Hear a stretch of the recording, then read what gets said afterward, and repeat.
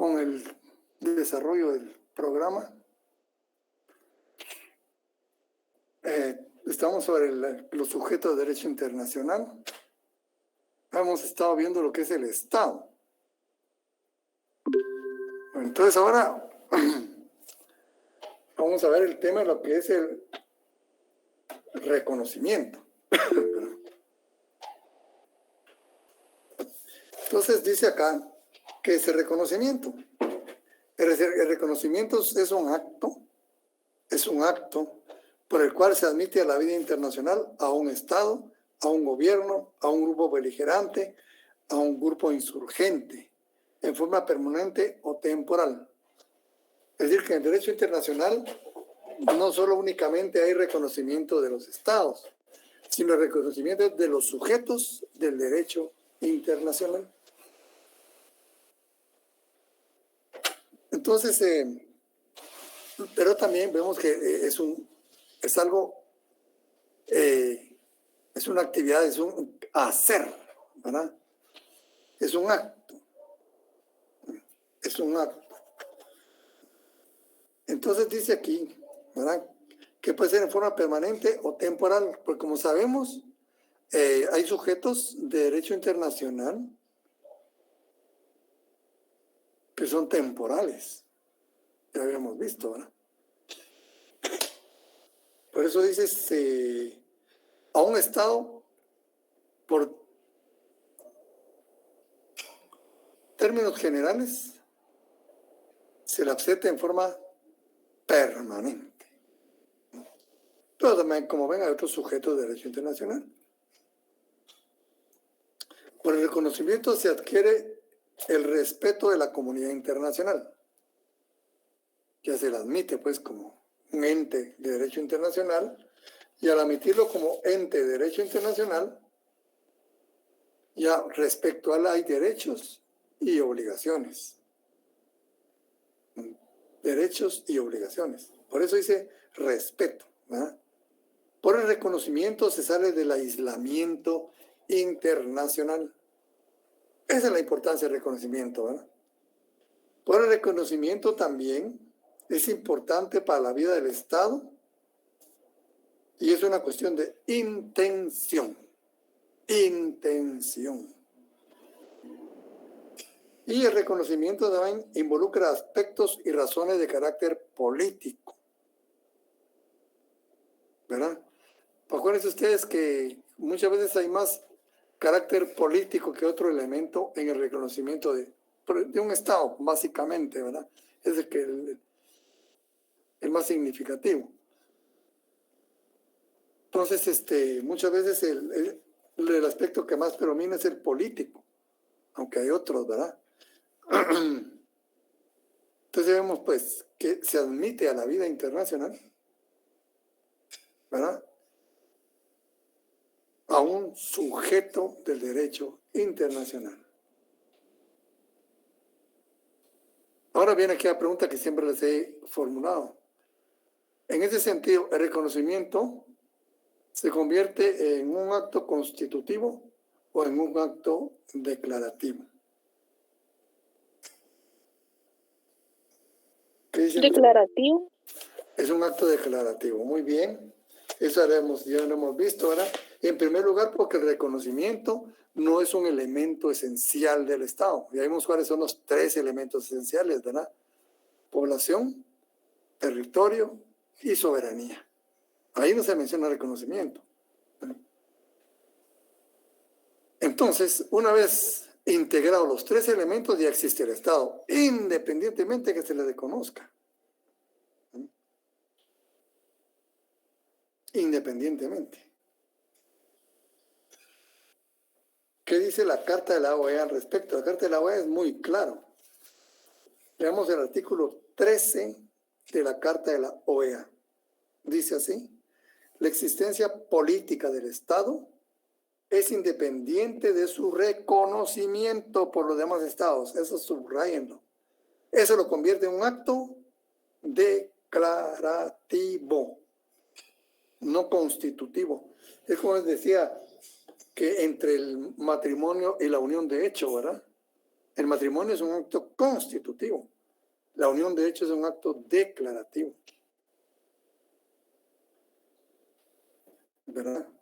Igual es el reconocimiento de los estados en ese aspecto. No le da existencia al Estado, le da un estatus internacional. Le otorga un estatus internacional que va acompañado de un cúmulo de derechos y obligaciones. Entonces el reconocimiento reconoce una situación de hecho y le otorga pues un estatus especial. Esa es la cuestión de los estados, ¿verdad? Entonces dice el artículo 13, la existencia política del Estado es independiente de su reconocimiento por los demás estados. Aún antes de ser reconocido, el Estado tiene derecho, o sea, ya existe, ahí dice el Estado, ya está dando por hecho que ya existe, ¿verdad? Aún antes de ser reconocido, el Estado tiene el derecho de defender su integridad e independencia, promover a su conservación y prosperidad y, por consiguiente, de organizarse como mejor lo entendiere, legislar sobre sus intereses. Allá está, mire, soberanía legislativa, soberanía en términos generales, soberanía legislativa, legislar sobre sus intereses, administrar sus servicios, ¿ah? Y determinar la jurisdicción, ¿ah? Soberanía judicial, soberanía ejecutiva en la administración, y determinar la jurisdicción y competencia de sus tribunales. Ahí, como ven, está este artículo, se está refiriendo a los 3 elementos esenciales del Estado con relación a su soberanía. Licenciado, buenas noches, perdón, ¿qué página está leyendo? Estamos leyendo la Carta de la OEA, compañero, artículo 13. 13 de la Carta de la OEA. Organizarse como mejor lo entendiere, legislar sobre sus intereses, administrar sus servicios y determinar la jurisdicción y competencia de sus tribunales. Soberanía. Ya tienes plena soberanía aunque no se le haya reconocido. El ejercicio de estos derechos, fíjense, no tiene otros límites que el ejercicio de los derechos de otros estados conforme al derecho internacional. Este artículo está clarísimo, ¿verdad? Tiene una redacción muy buena. El artículo 14 de la Carta de la OEA dice, el reconocimiento implica que el Estado que lo otorga acepta la personalidad del nuevo Estado con todos los derechos y deberes, que es lo que les había dicho, ¿verdad? Que este acto declarativo implica cúmulo de derechos y deberes en el ámbito internacional, pero no existencia, ¿verdad? Entonces dice, el reconocimiento implica que el Estado que lo otorga acepta la personalidad del nuevo Estado con todos, fíjese, todos, dice ahí, los derechos y deberes que, para uno y otro, determina el derecho internacional. Vieron, pusieron todos.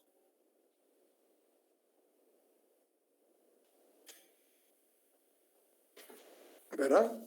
Entonces aquí estamos muy, muy claros que el reconocimiento es un acto declarativo, no es un acto constitutivo.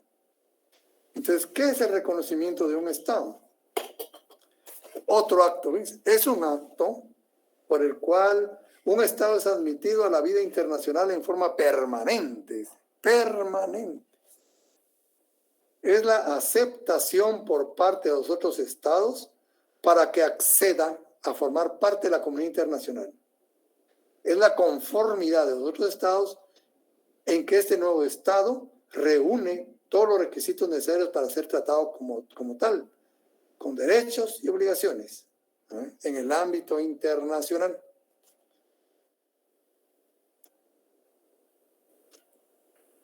En el ámbito internacional. Entonces, ven, no es un elemento esencial, pero sí es muy importante, ¿verdad? Entonces dice formas de reconocimiento. El reconocimiento puede otorgarse en cualquiera de las siguientes formas. Expreso, dicen, forma expresa, ¿ven?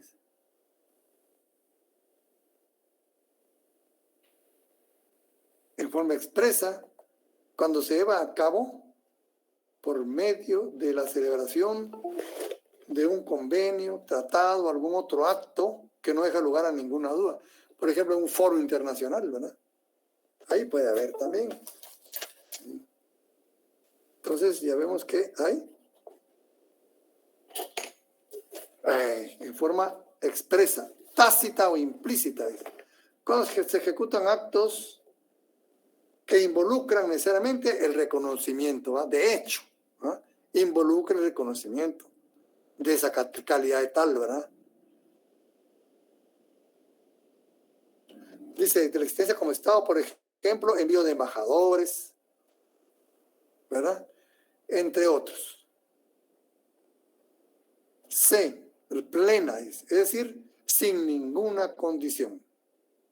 Condicionado va cuando se pone alguna condición.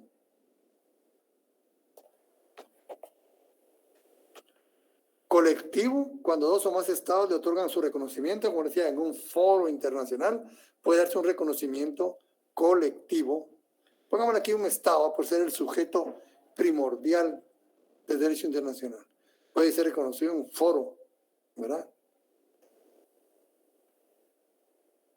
Belice es un ejemplo. Y propiamente dicho, cuando se da el reconocimiento colectivo por medio del acto de un foro internacional, la ONU, la OEA, ese también, ¿verdad? Entonces, colectivo cuando dos o más estados reconocen, ¿verdad?, a un estado, y propiamente dicho cuando se da en un foro internacional. ¿Qué características reviste el reconocimiento? Dice, es irrevocable. Es decir, que una vez se otorga, no puede revocarse. En su lugar procede la ruptura de relaciones. Fíjese. O sea, una vez reconocemos a un ente como Estado, pero entramos en conflicto directo con él, ya reconocido. No puedo decirle, bueno, retiro mi reconocimiento de usted ya no es Estado, y ya no se puede. ¿Qué se hace en ese caso? Se rompen relaciones diplomáticas, pero ya no puedo decir usted ya no existe como Estado. Es irreversible, ¿verdad? De una vez se otorga, ¿verdad? Es irrevocable, es irrevocable. Es decir, una vez otorgado no puede revocarse. Lo que procede en todo caso es ruptura de relaciones, pero el Estado sigue existiendo como tal. Es retroactivo, es decir, se reconoce todo lo actuado desde el primer momento de su nacimiento. Por eso se dice un acto declarativo. Reconoce una situación de hecho. Una situación de hecho. Por eso es retroactivo. Yo estoy reconociendo que usted es Estado, ¿verdad? Y todo lo que ha hecho anteriormente en su calidad tal, ahí se queda. Si ya tiene sus fronteras delimitadas, ahí se quedan. Con el reconocimiento no las mueve, ¿verdad? ¿Cuándo se puede otorgar el reconocimiento del Estado? Dice, en un momento oportuno, ¿verdad? Cuando nace, o esperar un foro, ¿no?, o unirse con otros estados, en un momento político oportuno, etcétera, ¿verdad? O inmediatamente. Entonces, oportunamente, ¿verdad? No hay un requisito de cuándo debe reconocerse un Estado. Bueno, pero también, como habíamos dicho, una vez reconocido el Estado, ahí se queda. ¿Qué sucede si en ese Estado asciende al poder un gobierno totalmente autoritario, antidemocrático y odiado por todo el mundo? ¿Qué puede hacerse ahí? También hay, únicamente puede hacerse ruptura de relaciones diplomáticas y, ¿verdad?, la concertación de la comunidad internacional, un bloqueo económico, un cerco, ¿verdad?, una cuarentena, etcétera. para forzarlo a determinadas cuestiones, ¿verdad? Que enderece el camino, pero ya no puede echarse para atrás el reconocimiento. Entonces, se reconocen estados y se reconocen gobiernos. Un ejemplo muy claro es el caso de Venezuela. Se han dado cuenta que Venezuela como estado está reconocido por todo el mundo. Venezuela está reconocido, respetado, querido, ¿verdad? Por todo el mundo. Pero existen dos gobiernos simultáneos.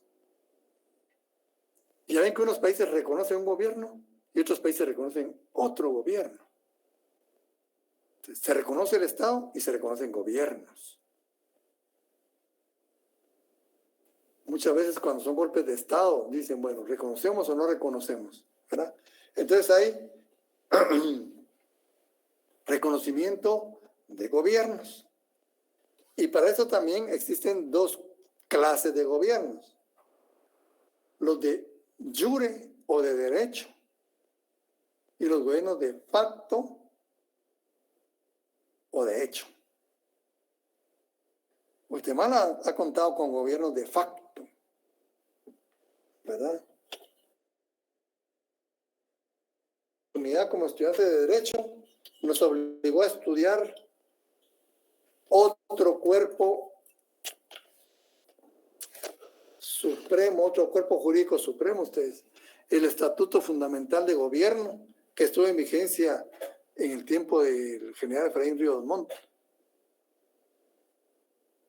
Se derogó la Constitución y se emitió un Estatuto Fundamental de Gobierno, que era a su vez la Constitución. Imagínense ustedes lo que nos ha tocado vivir.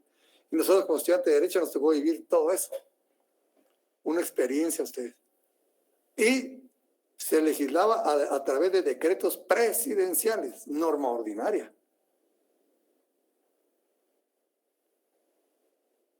Un absurdo total, ¿verdad? Pero se dio, ¿verdad? Entonces, los gobiernos de jure, aquellos que asumen el poder conforme, ¿verdad?, a derecho, observando el derecho, ¿verdad? Por ejemplo, cuando dimitió Serrano Elías, ¿verdad?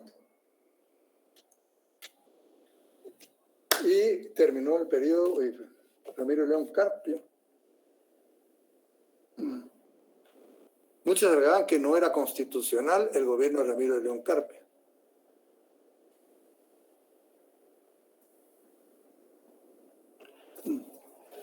Entonces, es una discusión, ¿verdad? Pero lo que pasa es que esa forma de ocupar el cargo sí estaba legislado, o sea, sí era legal, como el gobierno del licenciado Alejandro Maldonado Aguirre.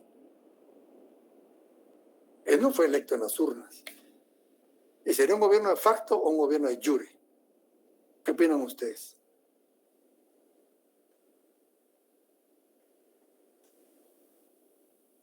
El gobierno del licenciado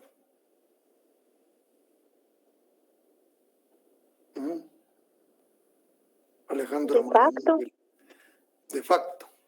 ¿Qué dicen ustedes? Es que el de facto quiere decir... Licenciado. Sí.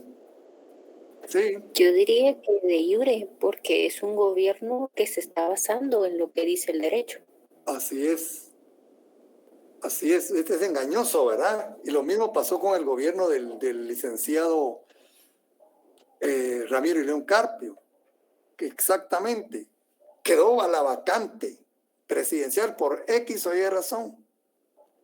Pero nuestro derecho, nuestro sistema jurídico determina cómo cubrir esos acontecimientos, ¿verdad? Y tanto el gobierno del licenciado Ramiro Carpio como del licenciado Maldonado Aguirre son de jure porque se basaron en ley. Otra cosa es que no fueron electos, ¿verdad?, popularmente. Esa es otra cuestión. Ese es lo ideal, lo que queremos nosotros. Pero nuestro del sistema jurídico cubre esos espacios donde puede haber un vacío de poder. Y los gobiernos son de jure porque están hechos conforme a nuestra legislación.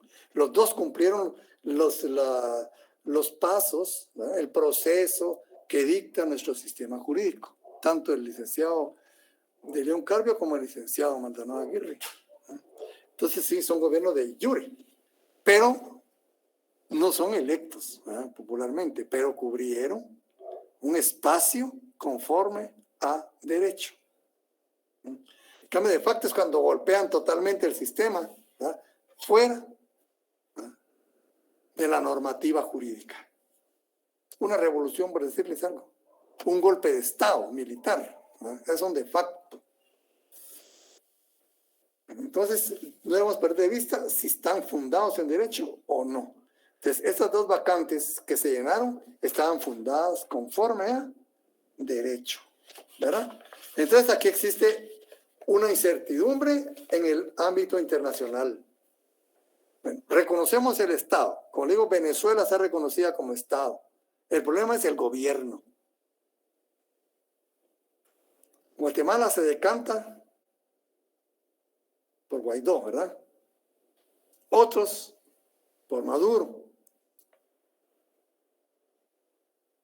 Y así está dividido el mundo, ¿verdad? Y existen dos gobiernos.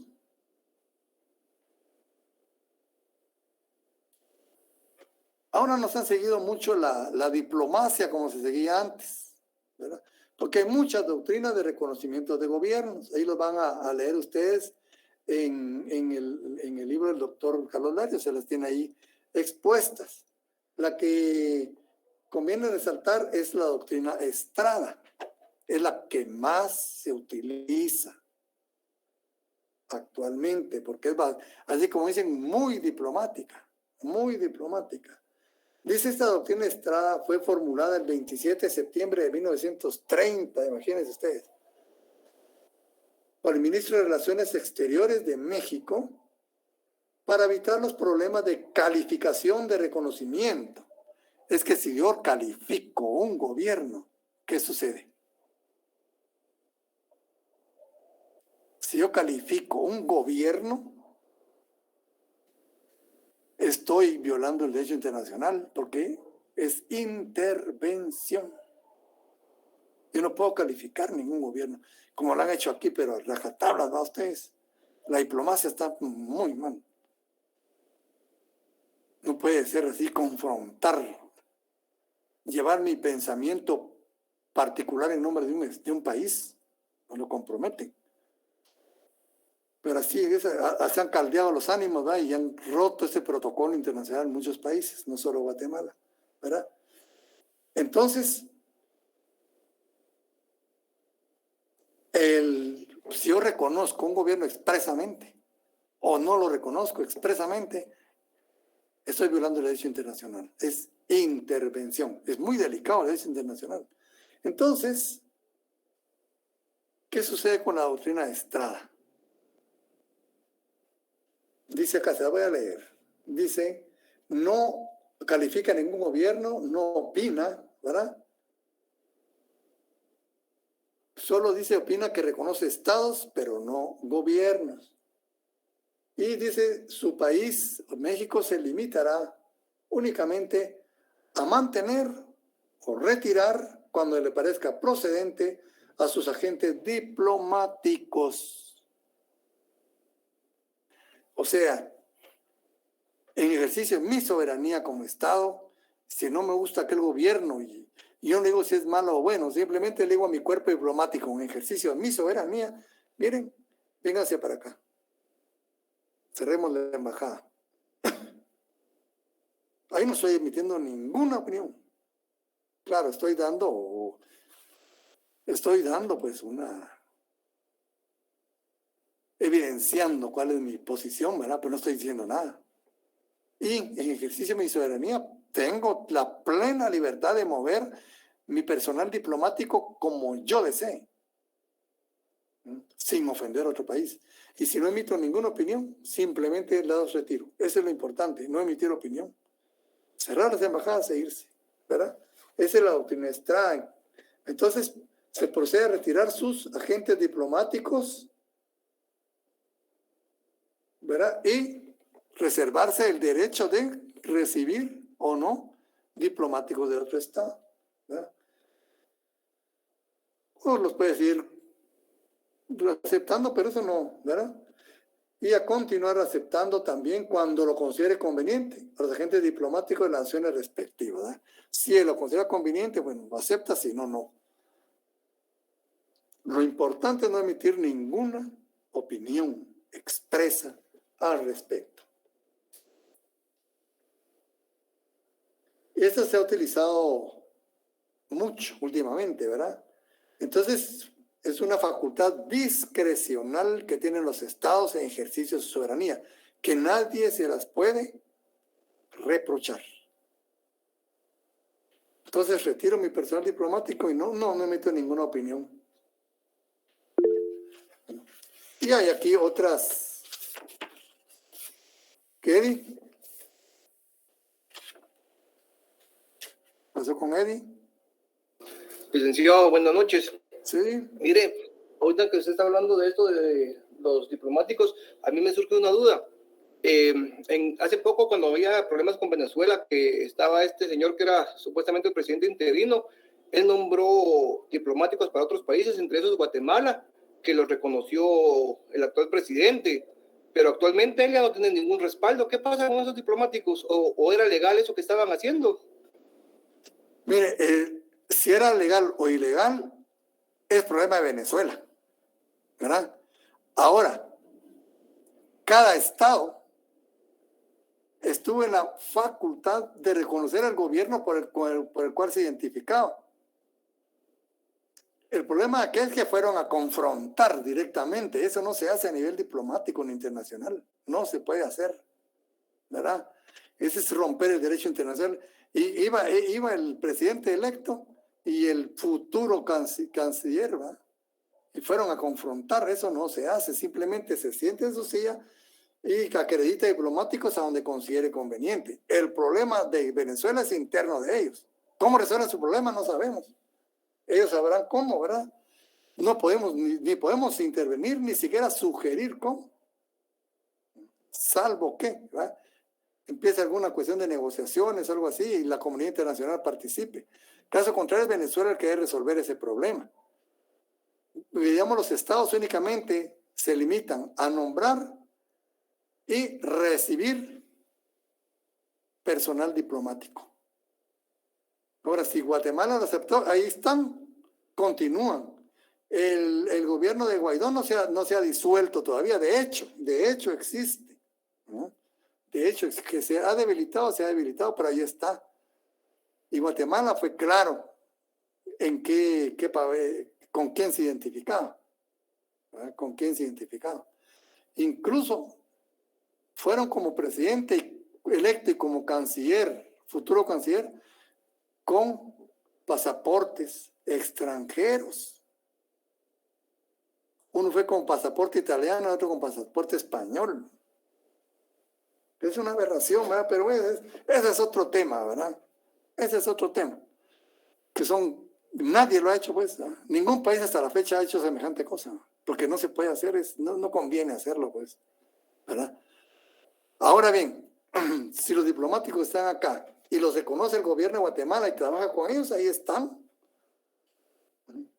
El otro problema es que lo resuelvan adentro de Venezuela. Si unifican el gobierno en uno, pónganle en Maduro, pues continúan o no continúan, ¿verdad?, los agentes diplomáticos acá. Eso sería otro cantar. O si Guaidó queda por último, ¿verdad? Si los otros países que reconocen a Maduro mantendrán personal diplomático. Esa es cuestión ya de cada estado con relación a ello. La discusión interna de Venezuela, ellos lo tienen que resolver. Y ya quedó un punto muerto ustedes. Es algo bien complicado. Bien complicado. Bien, entonces, esos son los reconocimientos, ¿verdad? Y pues los golpes de Estado. La Carta Democrática, esa no la vamos a leer hoy por hoy. La Carta Democrática de América dice de una vez que no, los golpes de Estado no pueden ser una forma pues, de acceder al gobierno, ¿verdad? Sí, la Carta Democrática Interamericana, se llama, está acá. La Carta Democrática Interamericana, sí, de una vez, ¿verdad? Que los gobiernos de facto pues no son pues algo que quiere el continente otra vez, ¿verdad? Acuérdense que vivimos, ustedes pues son mucho más jóvenes que yo, la gente de mi época vivió momentos convulsos. Fíjense que el Tribunal Supremo Electoral lo manejan magistrados, muchos magistrados son preparados y han tenido sus hierros tremendos, ¿verdad? Tremendos. Y antes se llamaba Dirección Electoral, algo así se llamaba, Instituto Electoral, algo así. Con un director, una persona manejaba las elecciones nacionales. Una persona manejaba todo el sistema electoral. Y esa persona era miembro de un partido político. Imagínense ustedes.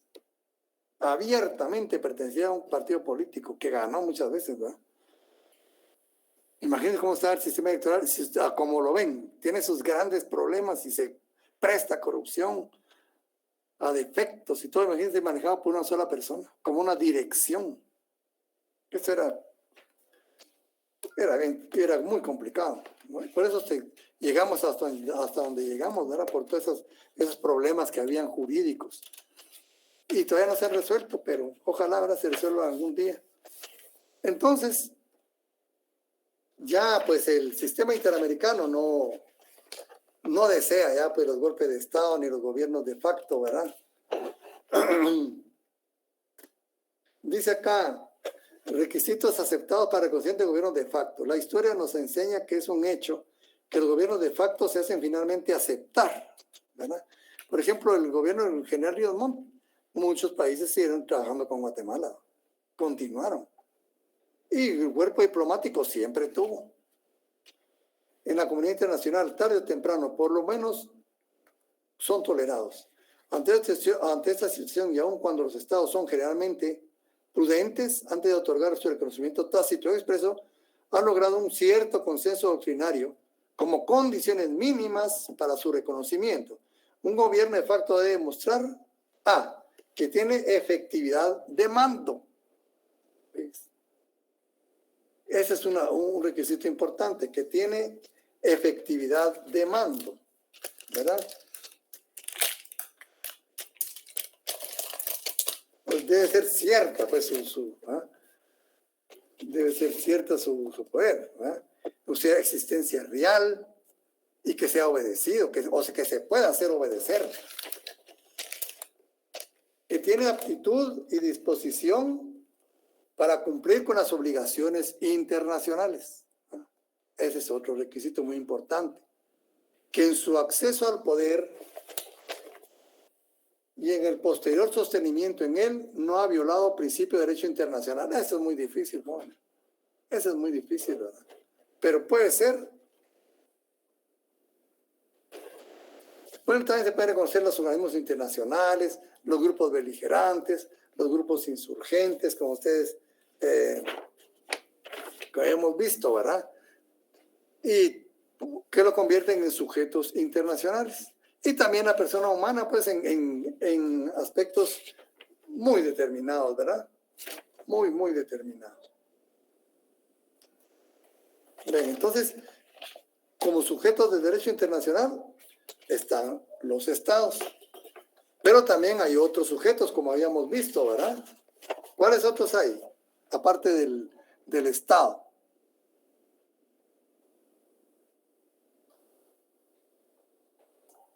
¿Qué otros sujetos hay en el derecho internacional?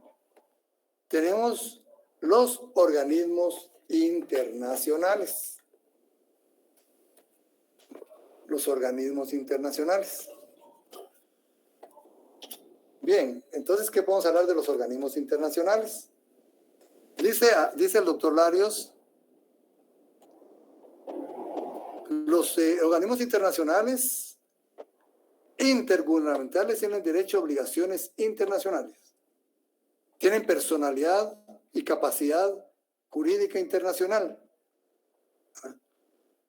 Pueden adquirir derechos y obligaciones en el ámbito internacional. Tienen aptitud para contraer derechos y obligaciones, entablar procesos legales, perdón, tienen derecho de acción. Fíjense. Sus ejecutivos tienen estatus diplomático. Incluso algunos tienen poder coercitivo internacional, como las Naciones Unidas y la OEA. Tienen poder coercitivo. Bien, ahora, fuera del libro, este documento se lo voy a hacer llegar, ¿no? Me falta ponerle algún encabezamiento acá. Para hacérselo llegar, ya lo tengo hecho. Lo tomé del libro de la doctora Loreta Ortiz Alba, de acá en México. Un resumen, ¿verdad? Teoría general de las organizaciones internacionales. Bien, estamos hablando de ellos, son sujetos de derecho internacional, ¿verdad? Entonces, ¿qué características? No, ¿qué son en primer lugar, verdad? Los organismos internacionales son sujetos del derecho internacional.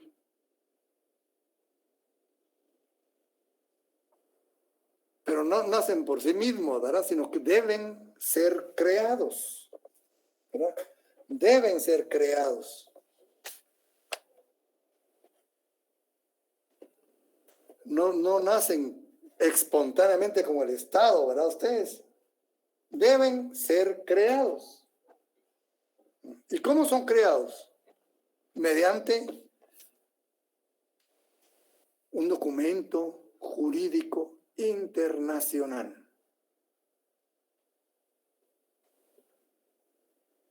Mediante un documento jurídico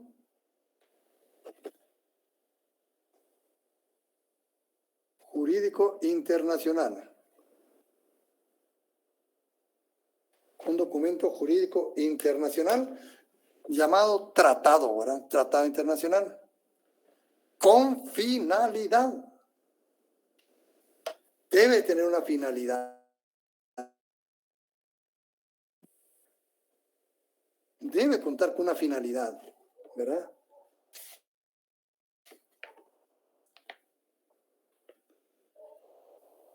Debe contar con finalidad. Si no cuenta con finalidad, ¿para qué va a existir? ¿Verdad? Entonces, son sujetos internacionales, deben ser creados regularmente mediante un tratado internacional y debe contar con finalidad. Si no cuenta con finalidad, no tiene razón de ser, ¿verdad? No tiene razón de ser. Entonces debe contar con finalidad. Esa finalidad regularmente es gestionar intereses colectivos. Eso es lo más importante. ¿Cuál es la finalidad? Gestionar intereses colectivos. ¿De quiénes? De los estados que lo forman, ¿verdad? Que es un grupo de estados o de la comunidad internacional en general. ¿Qué características tienen los organismos internacionales? Uno, como ya habíamos dicho, se crean mediante un tratado internacional. Llámese el estatuto, llámesele carta constitutiva.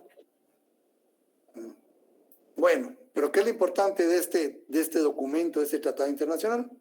Aquí generalmente se determina su organización y sus finalidades. Entonces se crea mediante un tratado internacional en el cual, ¿verdad?, se determina su organización y sus finalidades.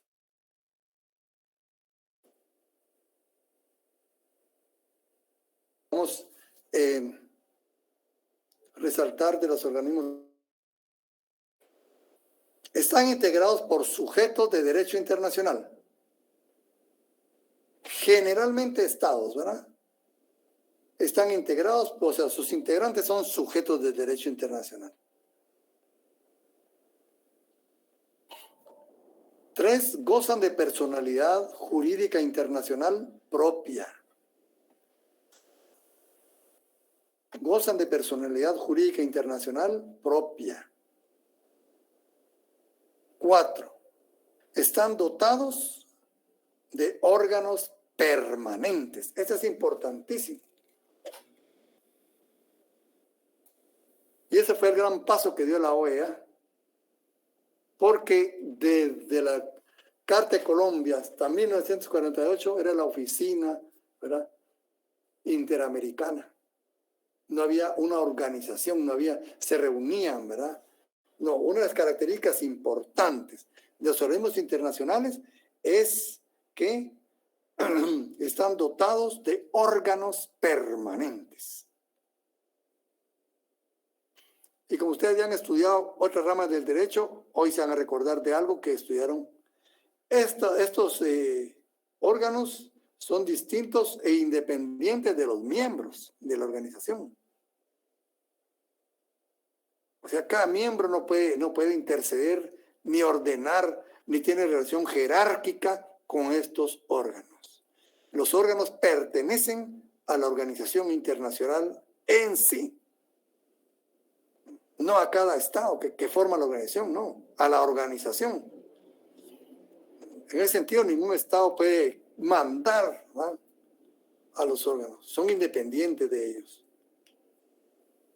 Bueno, y por último, dichos órganos, ¿no?, cumplen objetivos de la organización. Miren qué características tan bonitas, ¿no? Dichos órganos cumplen objetivos de la organización. Bueno, y en los órganos, y en estos órganos también se forma la voluntad de la propia organización. Ahí se forma la voluntad. Ellos determinarán cómo, pero ahí se forma. Vemos las asambleas generales, los comités, los órganos auxiliares, todo ahí se deciden, ¿verdad?, las voluntad objetiva y colectiva de la organización. Pero también podemos clasificar, bueno, ya clasificamos los sujetos del derecho internacional, ya clasificamos los estados, y ahora podemos clasificar también a las organizaciones internacionales. Se pueden, hay muchos tipos de clasificación, ¿verdad? Yo me dirigí por de la doctora Ortiz, ¿verdad?, para seguir la secuencia de su exposición. Y ella los clasifica de dos maneras: de acuerdo a sus fines y conforme al ámbito territorial de acción. Miren qué importante. Conforme a sus fines o de acuerdo a sus fines y conforme al ámbito territorial de acción. ¿Cuánto? Como yo les decía, nuestra OEA es continental. Su ámbito de acción territorial termina en el continente, ¿verdad? En la soberanía de todo el continente. Ese es su ámbito de acción territorial, ¿verdad? Entonces, de acuerdo a sus fines y conforme al ámbito territorial de acción. De acuerdo a sus fines, se subdivide en dos: fines generales y fines específicos. Miren cómo vamos desglosando, cómo vamos, ¿verdad?, profundizando en el conocimiento de los organismos internacionales. De fines generales, ¿cuáles pueden ser? La ONU, derechos humanos, político, militar, de desarrollo, social, educativo, médico, salud, político. Fines generales, la ONU, la OEA. La OEA también tiene fines generales, los mismos, ¿verdad? Políticos, económicos, sociales, culturales, militares, hasta militares, ¿saben?, en caso de defensa. Entonces está en la ONU, la OEA, la Unión Europea. Estos son organismos internacionales con fines generales. El SICA, el Sistema de Integración Centroamericana, también. y de fines específicos. Aquí hay ya más reducido, ¿verdad?, contra sus fines. Aquellos eran generales. Ahora miren, de fines específicos hay de cooperación económica, de cooperación cultural, de cooperación humanitaria. Por ejemplo, la OIT, Organización Internacional del Trabajo, es de fines específicos, laboral, ¿verdad? La OMS, Organización Mundial de la Salud, únicamente tiene salud. La UIT, ¿verdad?, la Unión Internacional de Telecomunicaciones, ese es mundial, pero únicamente telecomunicaciones. Yo que trabajé en el ministerio, en esta superintendencia de telecomunicaciones, ¿verdad?, es enorme, eso es enorme, ¿verdad? Vimos cuestiones de que satelitar, esto para mí era una cosa rarísima, ¿verdad? Pero uno siempre aprende donde está. Y vi esto de la UIT, es enorme esta cuestión, ¿verdad? Pero es un organismo internacional, ¿verdad?, con fines específicos, ¿verdad?, específicos, laboral, salud, telecomunicaciones, financiera, ¿verdad?, específicos. Bueno, conforme al ámbito territorial, ya estamos viendo otra cuestión, otra forma de clasificarlos. Ya lo clasificamos de acuerdo a sus fines. Ahora vamos de acuerdo a su ámbito territorial de acción. Unos más, unos menos, ¿verdad?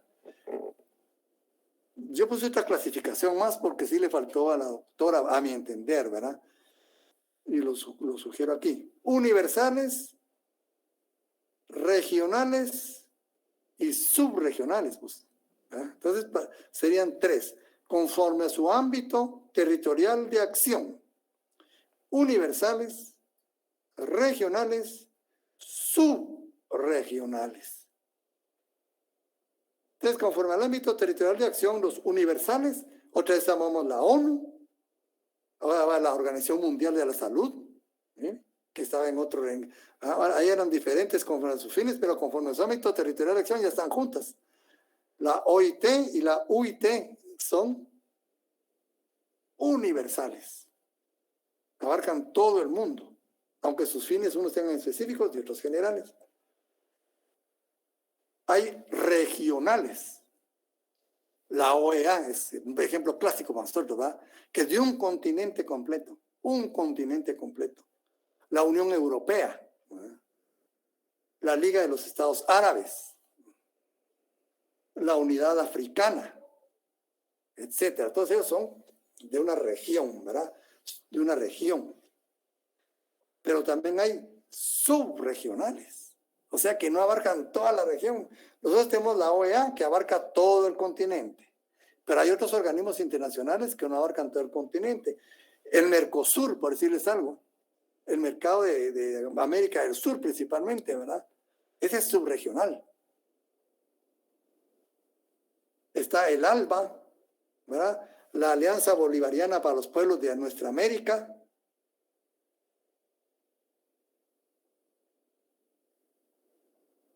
o Alianza Bolivariana, que le dicen, ¿verdad?, también, que está muy debilitada ahora, demasiado debilitada, pero ha existido, ¿verdad?, y como organismo internacional, ahí tiene existencia todavía, se llama el ALBA, ¿verdad?, pero ocupa regularmente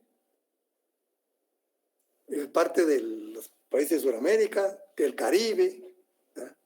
También tenemos el SICA, Sistema de Integración Centroamericana, ¿verdad?, es subregional, con fines generales, fíjese, fines generales igual a la ONU, pero en ámbito territorial es subregional, ni siquiera regional, es subregional. Está el CARICOM, la Comunidad del Caribe, ¿verdad?, también casi solo los países del Caribe. Entonces, ¿cómo se clasifica la ONU con relación a sus fines y a su ámbito territorial de acción? La ONU es de fines generales y de ámbito territorial universal.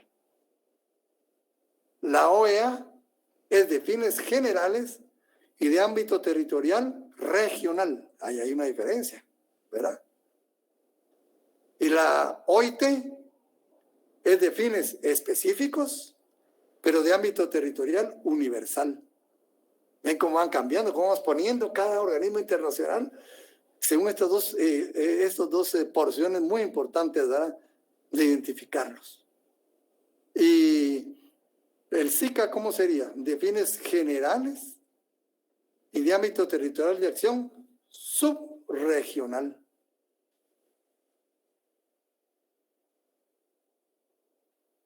¿Verdad?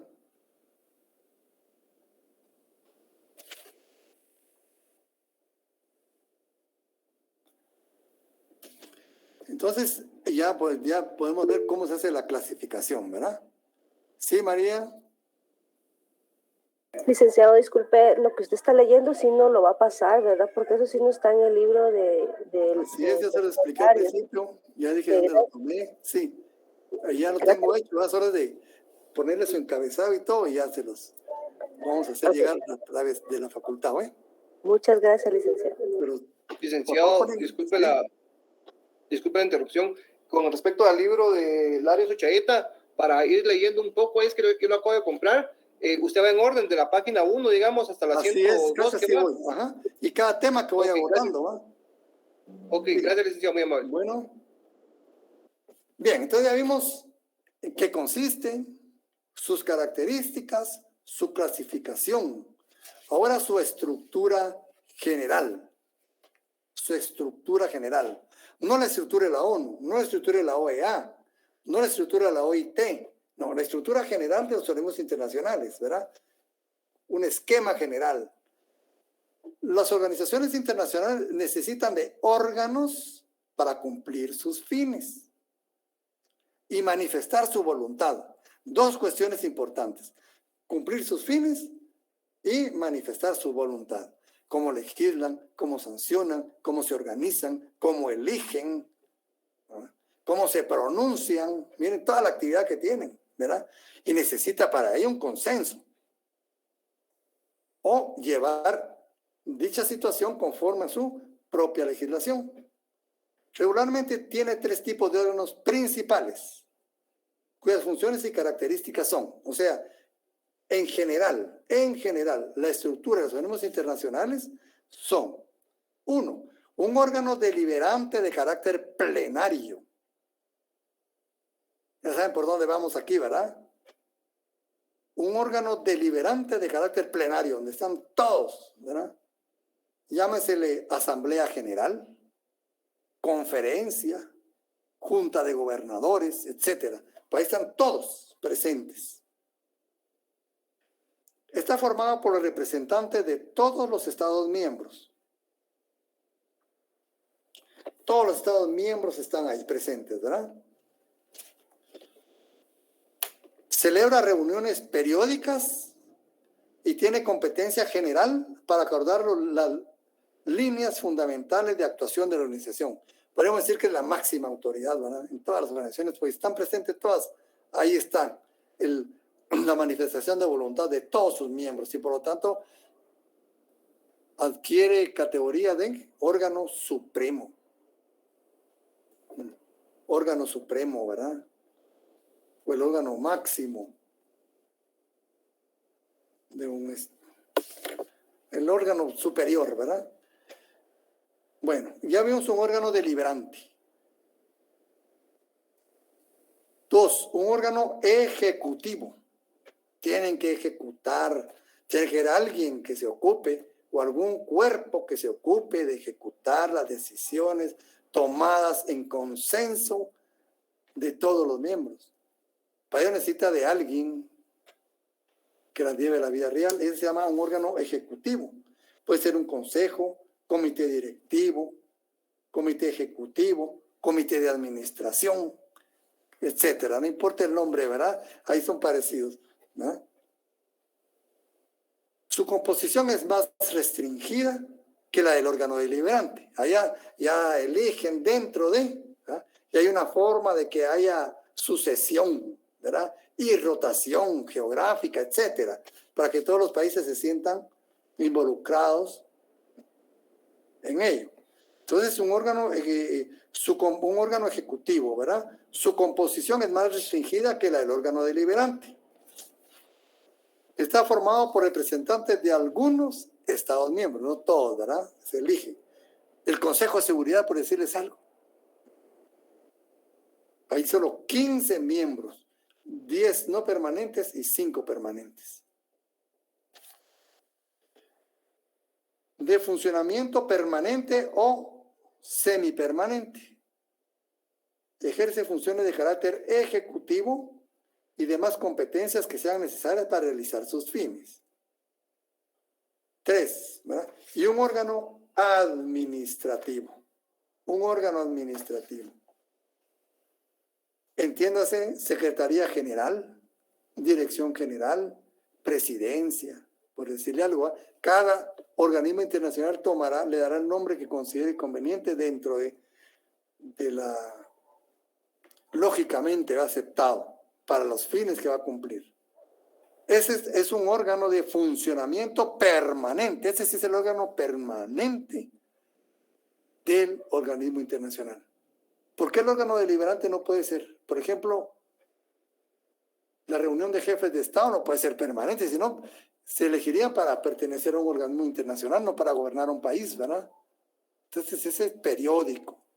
Aunque sea el órgano supremo, no puede estar permanentemente ahí por los miembros que lo integran, ¿verdad? Necesitan estar también en esos países. Pero el organismo internacional necesita de un órgano permanente. Entonces, este va a ser el órgano administrativo. Es un órgano de funcionamiento permanente. Ejerce funciones administrativas y de representación. ¿Qué representa a los organismos internacionales? El secretario general, el de la ONU, el de la OEA. Su secretario general representa al organismo. Su titular es el funcionario administrativo de más alto rango dentro de la organización. Su titular es el funcionario administrativo del más alto rango dentro de la organización. Entre nosotros el secretario general, ¿verdad?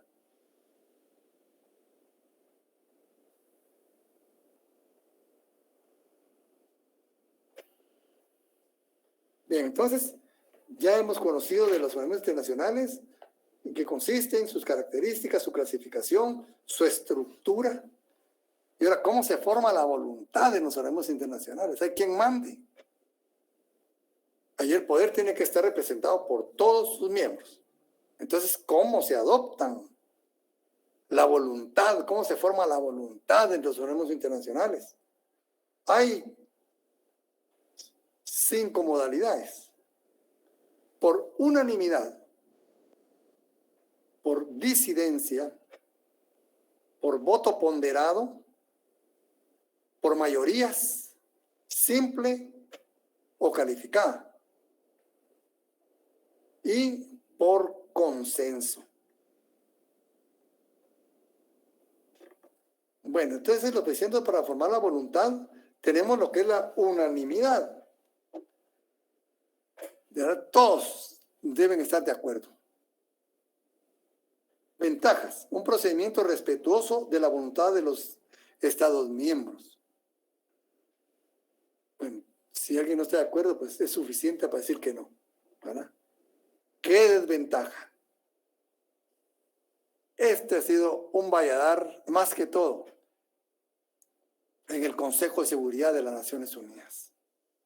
5 miembros permanentes tienen el derecho de veto, porque cuando dicen unanimidad, implícitamente le están dando a usted un derecho de vetar.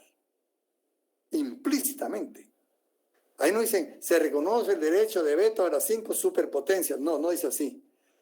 Dice, debe contar, dice, con el consenso de 10 miembros de los 15, ¿verdad?, del Consejo de Seguridad, de entre los cuales deben estar el voto afirmativo de los 5 miembros permanentes. ¿Qué quiere decir eso? Ahí ya les dieron del poder, ¿verdad? Y eso es lo que no estoy de acuerdo ahí. Y hay muchos que dicen que respetan el principio de igualdad. Para mí no, ¿verdad? Desventaja el derecho de veto. Esto puede obstaculizar conseguir la unanimidad para perseguir el cumplimiento de los fines de la organización internacional. Por ejemplo, la Asamblea General muchas veces ha acordado sanciones contra Israel, por decirles algo. Estados Unidos veta. Dice no, yo decido el voto. Y como se requiere el voto de los 5 permanentes, no se puede llevar a cabo. Igual con Corea, Corea del Norte, lo han tratado de sancionar muchas veces, y Rusia y China, que son los dos son miembros permanentes, dicen no. No estamos de acuerdo. Y como quieren la unanimidad de los 5 permanentes, le están dando el hecho, ¿no? Y no se puede sancionar a Corea del Norte. Ese es el problema de la unanimidad, ¿verdad? Le da mucho poder a los estados, a un estado que esté dentro de los privilegiados, ¿verdad? Entonces estos 5 miembros permanentes pueden mover mucho los destinos del mundo en un momento determinado. Disidencia es la otra forma. Consiste en limitar la aplicación de la resolución a los estados miembros que la aprobaron. Bueno, aprueban esto, no todos la aprobaron. Bueno, los 30 que la aprobaron, solo a ellos, son entre nosotros los 30 que dijimos sí, va a tener vida esta decisión, ¿verdad? Entonces, consiste en limitar la aplicación de la resolución a los estados miembros que la aprobaron. Los miembros que voten en contra o se abstengan de votar no quedan sujetos a obligación frente a lo aprobado. Eso se llama disidencia, ¿eh? Voto ponderado es la tercera forma de voluntad, de formación de voluntad. Conforme a este procedimiento, algunos estados disponen de más votos que otros en el momento de tomar decisiones en determinados órganos. Este supone apartarse del principio de igualdad de los estados. El ejemplo claro es el Banco Mundial. El Banco Mundial votan por la cantidad de acciones, los estados. ¿Quiénes tienen más acciones? ¿Será que Guatemala tiene todas las acciones del Banco Mundial? Estados Unidos. Por eso ustedes miran que el presidente del Banco Mundial siempre es estadounidense. ¿Por qué lo eligen, pues? Porque el voto dentro del Banco Mundial es ponderado en atención a la cantidad de dinero que yo tenga invertido ahí, ¿verdad? Pero existe y se da, ¿verdad? Entonces también voto ponderado. Mayorías, simple y calificada. La mayoría simple es la mitad más 1, ¿verdad? La mitad más 1. Y la mayoría calificada puede cifrarse, ¿verdad?, según lo consideren ellos, ¿verdad? 2/3 partes, puede decirles algo, ¿verdad? Nosotros creo que tenemos en la Constitución, una mayoría calificada. Vamos a ver si lo localizo.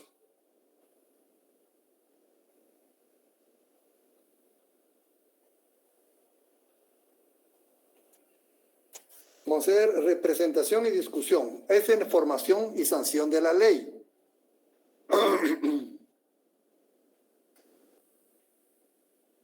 Dice, presentado para su trámite un proyecto de ley, se observará el procedimiento que prescribe la ley orgánica del régimen interior del organismo legislativo.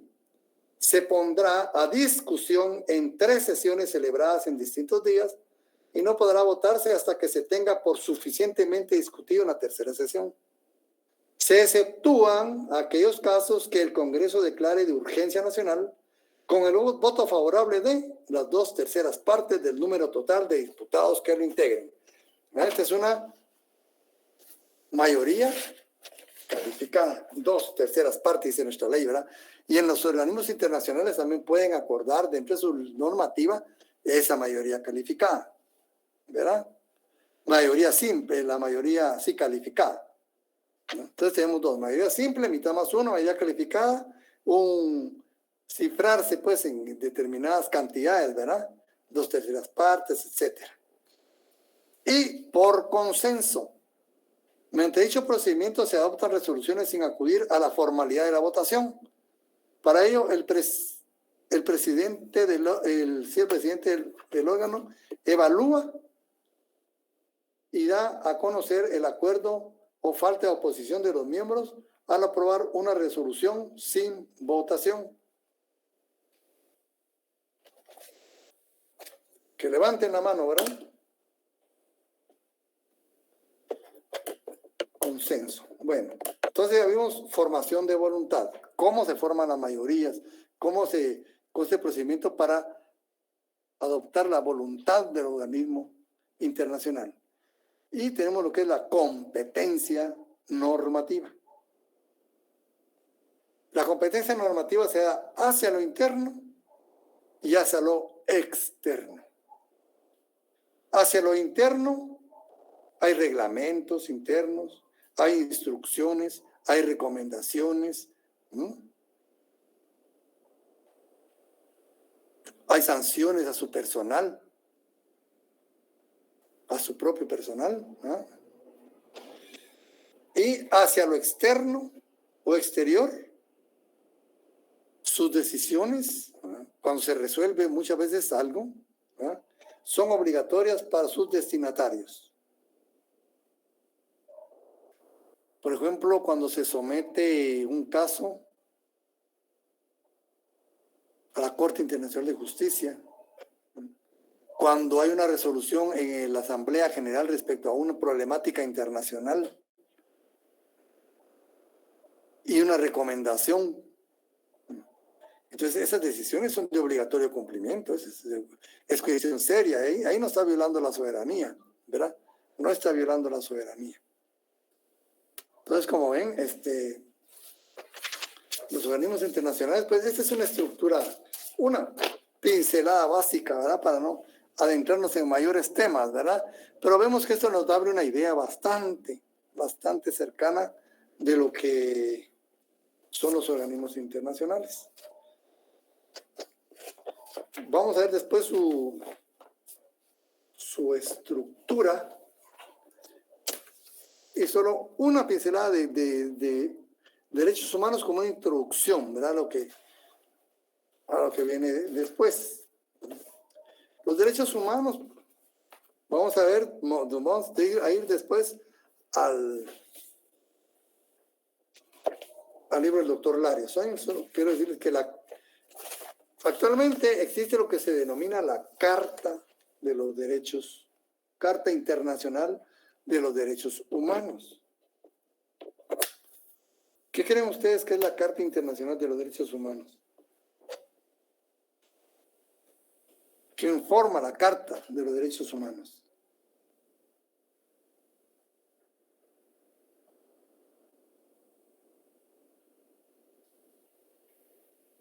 Bien. Se le llama la Carta Internacional de los Derechos Humanos y está formada por la Declaración Universal de los Derechos Humanos. Declaración Universal de los Derechos Humanos.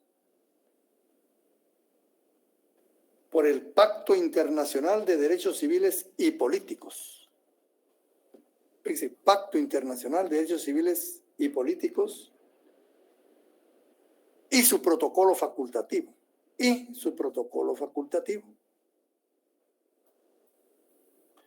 por el Pacto Internacional de Derechos Económicos, Sociales y Culturales.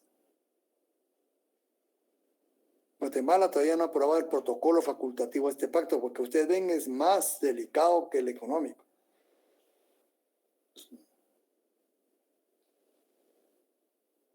Dice, esto significa que la protección mínima que toda población deberá poseer es la Carta Internacional de Derechos Humanos. Estos instrumentos jurídicos, ¿verdad? Ahora, fíjense ustedes, fue tan ardua la discusión de los derechos humanos en el ámbito internacional, porque hay países que realmente no quieren derechos humanos, que no se pudo llamar tratado internacional, como ustedes ven, declaración universal, fíjense. Una declaración no tiene el mismo poder, ¿verdad?, imperativo que un tratado. El tratado está regido por principios del pacta sunt servanda, es uno de ellos, ¿verdad? ¿Por qué los estados no quisieron ponerle tratado, sino declaración? Desde ahí empieza el fallo, ¿verdad?, de esta situación. No hay una voluntad política real de cumplir con ello. Y estos eufemismos, estos nombres débiles a algo tan importante ya denota un sesgo. Por eso se llama Tratado Internacional de Derechos Humanos. ¿Verdad?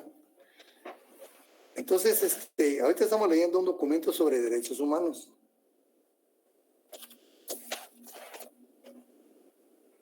Y Guatemala aún no ha ratificado el protocolo facultativo del Pacto Internacional de Derechos Económicos, Sociales y Culturales. ¿Qué implica ustedes? ¿Qué implica ello?